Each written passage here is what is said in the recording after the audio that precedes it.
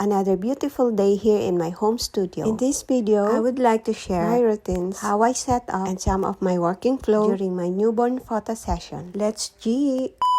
My session for today is one of my repeat clients. From maternity to newborn session, ay bumabalik sila sa akin. And this is their second baby. Our appointment is 1 p.m. Pero gumising ako maaga para makapag-set up. So after ko maglinis, ay niready ko na nga ang baby studio. Ito ang aking posing frame. At may beanbag sa ilalim. Nilalagyan ko ng blanket. Siguro mga 5 or more. Para seamless at walang wrinkles ang backdrop. After ko ma-set up ang posing frame, ay dito naman ako sa floor. At dito ako gumagamit ng mga baskets or buckets. Depende nga sa mapipili ng mga parents. Bago nga ang session, ay pinapipili ko na sila ng setup according sa napili nilang colors. Ang setup na ito ay isa sa mga favorite ng mga parents. Ito nga ang mainam pag baby girl. Madali lang talagang i-set up dahil more on flowers. So ito nga ang napili nila sa pink at sa red color naman. Gagamit tayo dito ng heart-shaped bucket. Alam nyo ba, matagal din bago ko nabuo itong branding ko. Sa una, mahirap talaga kasi kailangan mo maging creative. At dapat malawak yung imagination mo. Pero nung na-develop ko na, ay napakadali na lang. At eto naman yung mga outfit na gagamitin ni baby. Syempre naman, malinis yan. Ayan nga ang schedule ko. Laging fully booked. Eto nga pala ang waiting area ko. Ayan nga at nandyan pa ang Christmas setup. Libre yan pag nag-avail ka ng premium package. So hiniwalay ko nga itong baby room para pag may siblings ay hindi kami may istorbo ng newborn sa aming photo session. May mga baby kasi na sobrang sensitive sa noise. At this moment ay dumating na sila. At nag-start na nga kami ni baby.